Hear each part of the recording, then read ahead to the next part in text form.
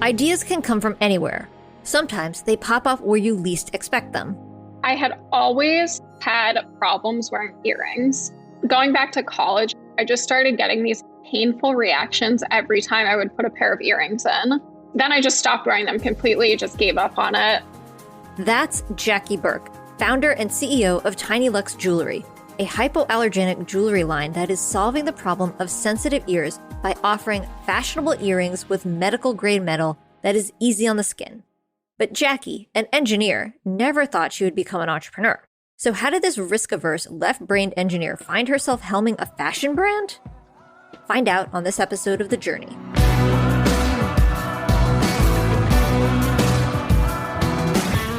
There are always exciting things happening in the world of small business. The news that grabs the headlines, though, are always the highlights. The overnight successes, the billion-dollar IPOs, the massive exits. But just like your Instagram feed, that's never the whole story. Let's look deeper than the headlines and press photos. Underneath all of that is the real work of building something valuable and lasting. Don't get me wrong, I love crazy success stories and can be drawn in by those big flashy tales just as much as the next person. But we all know that what's more important than the destination is how you get there. It's the struggles you have to overcome and the insights you learn along the way that make you who you are. So those are the stories we're telling. It's raw, it's honest, and maybe it's exactly what you need to hear. I'm Hillary Georgie, and this is The Journey. So, anyone who owns a small business knows what the difference between surviving and thriving feels like. And obviously, we all aim to thrive. That's why we're excited about our latest partnership with UPS. Our listeners know that whether you're moving your business online or getting into new markets or just trying to make things run faster and more efficiently, small businesses are up against a unique set of challenges. That's why UPS designed innovative tools just for small businesses that are made to help take you to the next level. Learn more about how UPS can get your small business moving forward at ups.com/pivot.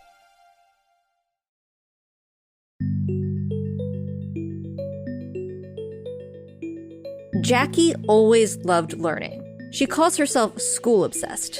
In high school, some of my teachers, my calculus teacher and my physics teacher, both said, you know what you'd be really good at is engineering.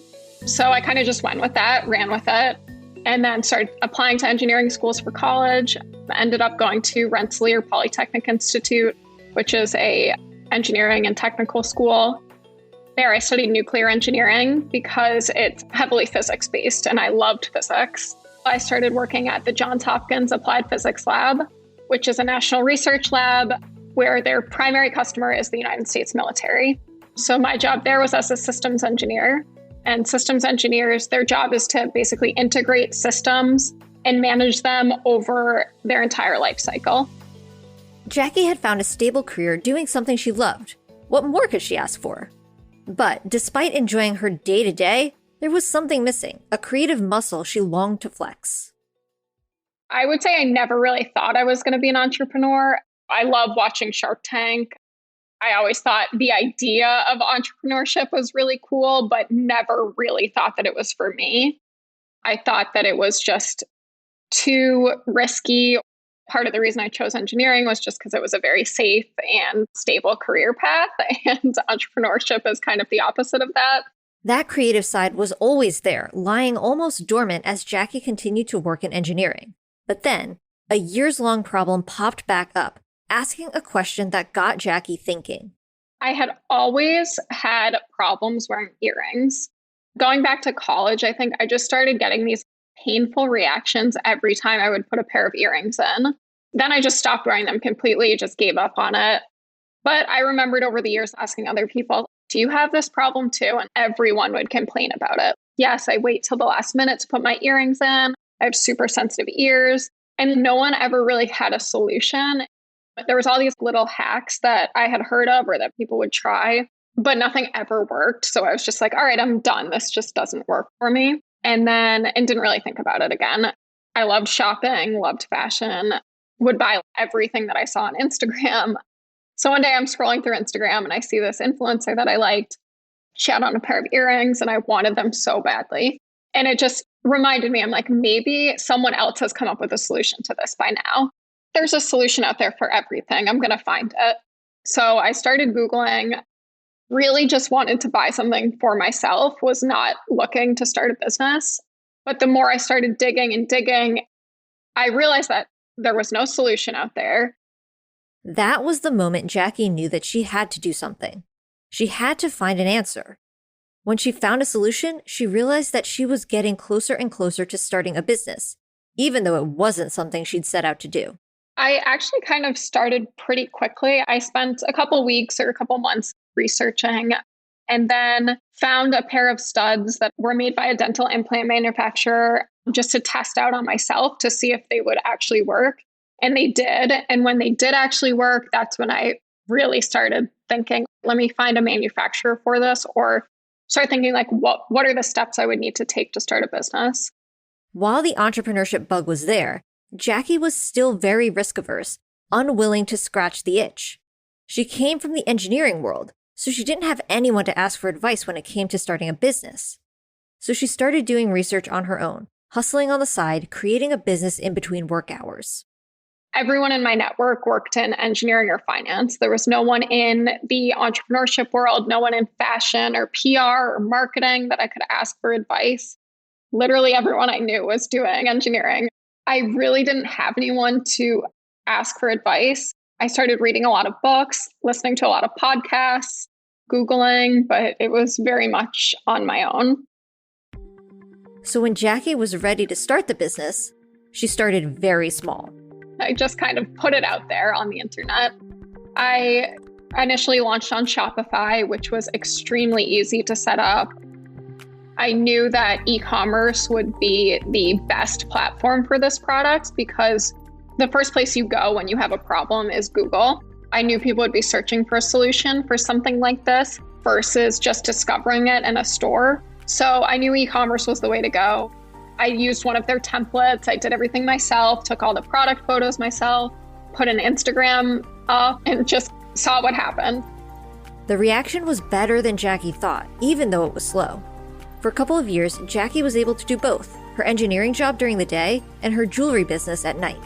But what happened when this risk-averse engineer realized that she needed to make a decision to go all in? How does someone built to be opposed to diving in finally make the leap? Find out after the break. Today's podcast is sponsored by UPS. Look, if there's one thing that all small business owners know, it's that keeping customers waiting just doesn't work. So, UPS has unveiled their fastest ground shipping ever, getting you to customers in cities across the US up to a day faster. And now, Mission Podcast listeners can save on UPS's fastest ground shipping ever with the code SOAR, SOAR. Small businesses around the country trust UPS to get their orders out the door and delivered every day. Your customers don't have time to wait, and you don't have time to waste. So head to ups.com/pivot and use the code SOAR, SOAR, to start shipping and saving with UPS's fastest ground ever today. For a while, it seemed like Jackie could live in two worlds. She could have her engineering job during the day, and her jewelry business could live in the margins of the spreadsheet in her mind that mapped out her life. But as things started to progress, she knew she was going to have to figure out a way to continue to meet demand. 2019 hired my first employee, who was my sister-in-law. Up until that point, I had done all the fulfillment, everything myself. I hired her to take over fulfillment. Initially, it was kind of just the roles that I could no longer fulfill myself. I needed to offload that. Then I decided that I needed a full team. It would still be a while before Jackie would hire a full team in 2021. And in the meantime, she was just trying to get through some uncertain times. I didn't leave my job until 2020, shortly after the pandemic started and we had gone into lockdown and I had been working from home. It was still scary because June of 2020 was still very early in the pandemic. People really weren't sure at that point whether retail and fashion would make the comeback that it did. Are people still going to buy earrings when they're sitting inside all day? But fortunately, people were, I think, because you see your face in Zoom meetings. So it's one of the best jewelry styles to be selling. For Jackie, this has always been about solving the problem of sensitive skin. Today, as she survived the jump from engineer to entrepreneur, she's still staring down issues. The newest one is keeping a personal touch on a brand she's so passionate about, but is quickly growing. The biggest thing for me has just been radical transparency. A lot of other companies will just put on their website hypoallergenic earrings or earrings for sensitive ears. But that really doesn't work because there's no information behind that to back that up. So what we've done is put as many educational resources on our website as possible so that people can understand why they have sensitive ears, what the different metal types in jewelry are, and how that impacts their skin allergies. We also post our lab results on our website so that people know for sure the materials that are in our products. Similar to a food allergy, if you're allergic to something, you want to know what the ingredients are so that you can avoid it. And I feel the same way with this. Sensitive ears are a metal allergy, so you need to know what you're putting in your body. So we really just try to be as transparent and educational as possible so that people understand and feel comfortable taking the risk. We just try to be as helpful and educational as possible to our customers when we speak to them. I personally have written page-long emails to customers who have asked about the process for healing their ears, or now we have a kids line. So parents are very cautious about what they're purchasing for their kids. So I will type up step by step. That personal touch is something that Jackie wants to keep at the heart of the business, even as it grows. And those personal page-long emails aren't possible anymore. Jackie and her team are always looking for ways to keep the mission of Tini Lux at the center of everything they do. We've come up with some standard responses to our most common questions, and that works pretty well. Our customer service manager, Jessica, does an amazing job. She really understands the product in and out, and she's there on a daily basis responding to questions. It's been about finding the right software solutions that make it easier to scale those interactions as we grow. So what's ahead for Tini Lux? When it comes to growing the brand, Jackie keeps coming back to the method that worked in the beginning. The thing that I became the most passionate about early on and still now is search engine optimization. It doesn't get as much attention, I would say, as Instagram marketing, but it's our primary channel. It's where most of our customers find us. It's kind of amazing the scale of the business that we've been able to build through Google and through people finding us through search engines. That was what I focused the most time on in the beginning. Still to this day, it's our biggest channel. I love to talk about that. I think people see Instagram followers and think, oh, this business must be huge or this business is small. But really, there's a lot of other channels out there. And that's the thing that I'm the most passionate about. What are some of the things that you're uncovering in this world of search engine optimization? Yeah, so our focus and strategy from the beginning was to find all the long tail keywords and questions that people might be searching. So for this product, people are searching for things like, why do earrings hurt my ears? Or what metal is the best for earrings? Or where can I find earrings for my child?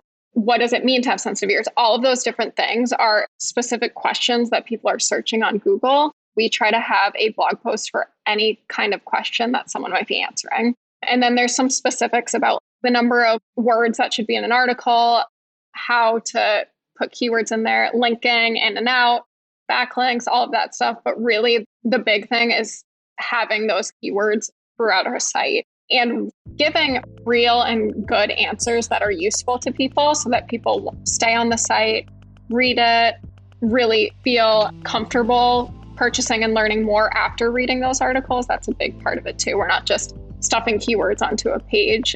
We're really giving good answers because Google does want to see that people are staying on the page and that other websites are linking to you to give you some authority. And now, Jackie isn't doing this hard work alone. She's been able to grow a network, which is something she didn't have in the beginning. I found a group and I reached out to them. They're sort of like an incubator, but it's not quite. It's like a long-term partnership where they help mentor entrepreneurs. They invited me to start attending some of their meetings. They'd meet once a month and bring in an expert in a different area to educate all the different startup founders on various areas, whether it was production or marketing. So that was amazing. Tini Lux is ready for the next phase, and Jackie is excited. But wherever Tini Lux is going, Jackie is going to make sure her brand stays focused on the reason it exists in the first place, to help people. We don't want people to have to go searching through the depths of Google to find a product that works. We just want people to know that we exist. And if they're looking for a product for their sensitive ears, we're here for them. Jackie left behind the secure world of engineering to jump on the roller coaster of entrepreneurship. But while business building is always the more risky choice, it isn't without predictability. By embracing radical transparency, creating a culture of education, and having genuine interest in every customer's experience, Jackie has built a business model that has proven itself year over year, even through a pandemic. Jackie took an educated risk by going all in on her business, and it paid off. General George Patton put it this way, quote, "Take calculated risks. That is quite different than being rash."